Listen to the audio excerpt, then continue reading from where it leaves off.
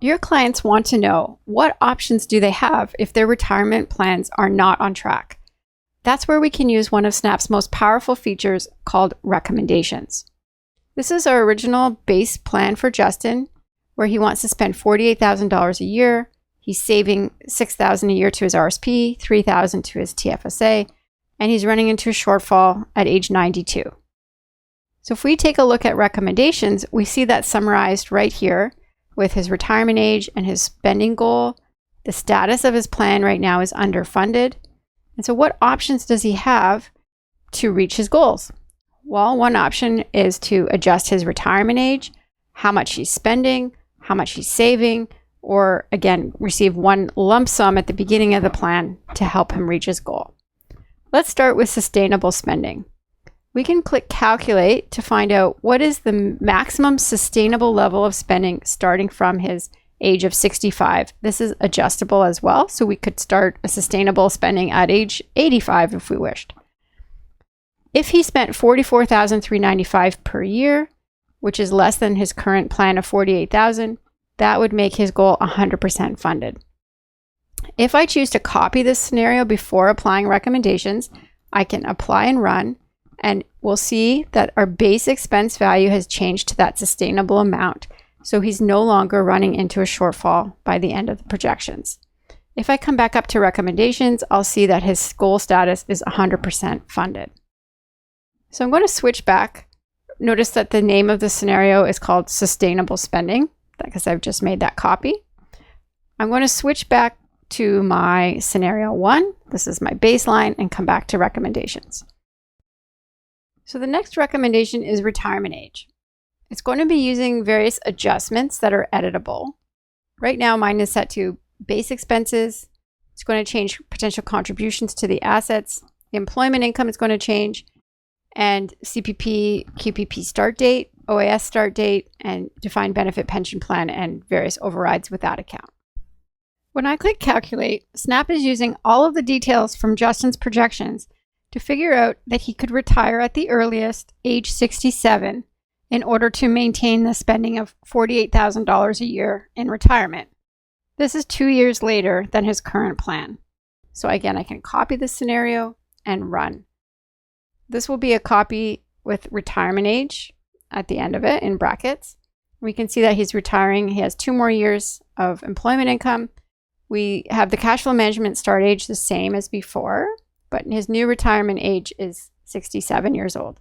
So his spending in retirement remains the same.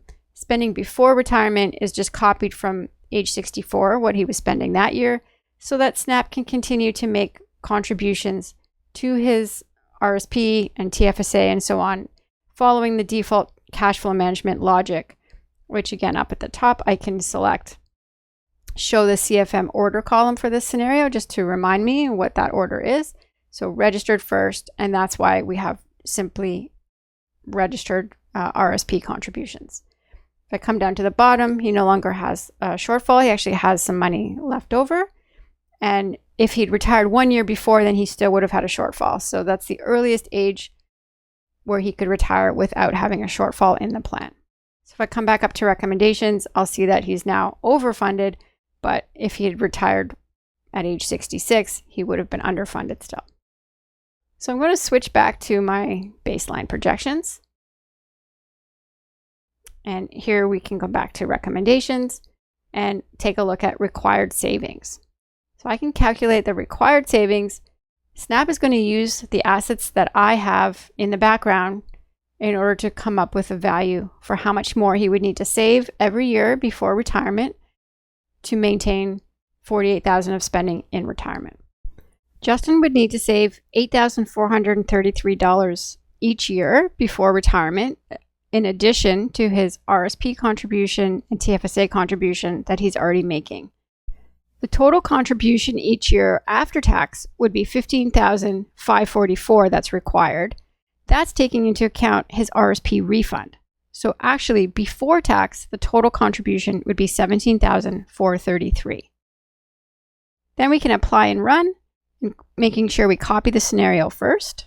And here we have a new column that comes up. It's called the CFM savings column. And we're going to be using the default logic again. So the CFM order being registered, TFSA non-registered.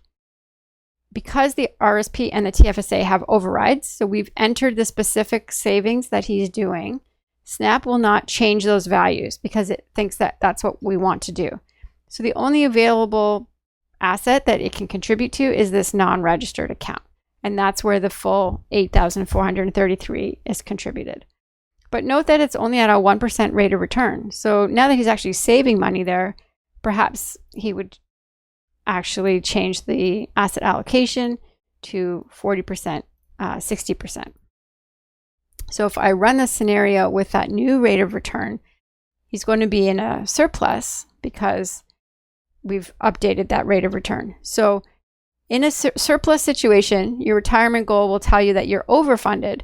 And instead of required savings, you'll see available savings. So in this case, I could calculate what is the available savings. I could actually remove some of those savings and apply this. So instead of the $8,000 contribution, now he only needs to save $56.55 and he'll be fully funded. One last one, which is the lump sum. So if I take a look at that, let's update this first so that we don't have that same situation. So with a 4.3% rate of return on that non-registered account, come up to the recommendations and take a look at the required lump sum. So this would be helpful in a case where perhaps there's an inheritance that's coming in the first year, or they're selling a business. They might want to know how much could they spend of that lump sum that's coming in and how much do they need to save. The lump sum amount will be different depending on where you allow Snap to make the contributions, such as to the RSP, TFSA, or non-registered account. Recommendations are tailored specifically to your client's projections. You can create multiple scenarios, or you can just review the information from within the recommendations module or the client report.